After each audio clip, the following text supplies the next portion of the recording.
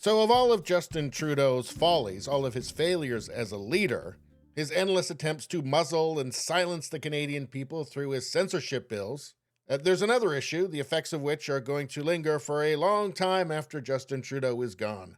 That is immigration. Here's the headline from the CBC.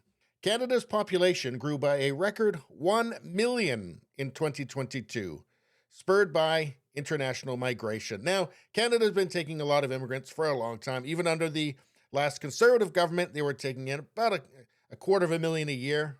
But that's been sharply ramped up, obviously, under Trudeau. And I think there's a reason for it. It has nothing to do with the well-being of Canadians or the immigrants that he's bringing in. But there is a reason, but we'll get to that at the end. But this is a record number of people brought in by Trudeau. It says Canada's population increased by more than 1 million people for the first time in history in 2022, almost entirely due to a surge in immigrants and temporary residents. And the CBC seems really optimistic about this. I think they're loving it. The increase, which helped Canada to retain its position as the fastest growing G7 country.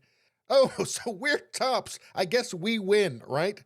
And it turns out the prize for winning this contest is the free healthcare is increasingly free of healthcare.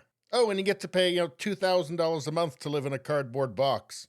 But anyway, now the CBC tells us that Canada depends on immigration to drive its economy and support an aging population.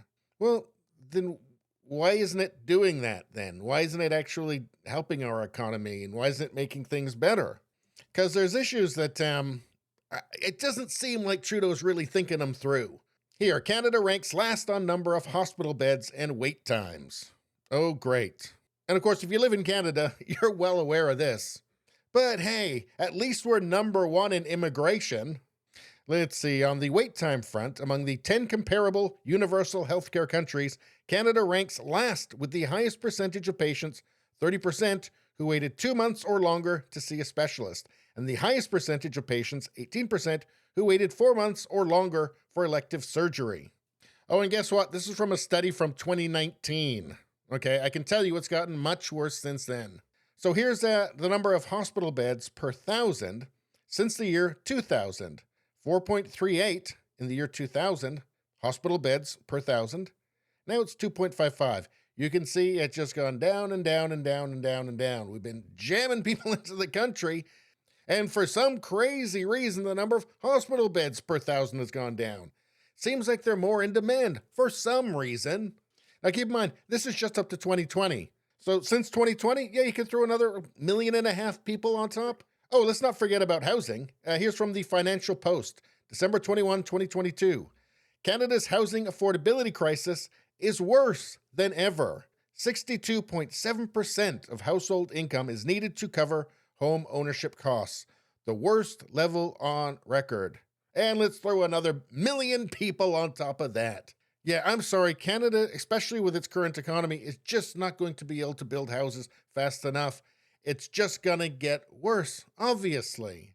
The people in charge should be able to recognize this, shouldn't they? Shouldn't they? Well, of course they know.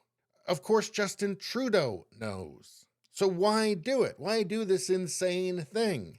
The CBC tells us it's to fix the economy and it hasn't seemed to be working. Well, it's votes. It's all about bringing in new voters. Of course it is. Voters that he imagines will be loyal to him, but I don't know. I mean, Trudeau is racist, and he does see, international immigrants as being junior members of humanity. And of course, he imagines they'll just do whatever he wants because I guess he's got a white savior complex or something, and that they have no agency. And sure, this is a long-term plan turning immigrants into legal voters, although I wouldn't be surprised if we don't see some legislation to shorten that process. But keep in mind, Trudeau is young. He's still young. I don't think he's planning on going anywhere, not for a long time. I think if he can, he'll be prime minister for the next 20 years. I think he'd like to be the permanent dictator of Canada, frankly. But anyway, speaking of the people that Trudeau is bringing to the country en masse, I think that they're real people with real agency. And when they get to Canada and realize there's an intense amount of competition for what very little economic opportunity still exists in Canada, They're going to feel that, and they may not be as loyal to him as he thinks. Oh, and also when they find out that he wants to trans all of their kids, that's not going to go over very well. Anyway, please subscribe, like, and share. Sharing really helps me out. I thank you for that. I will see you next time.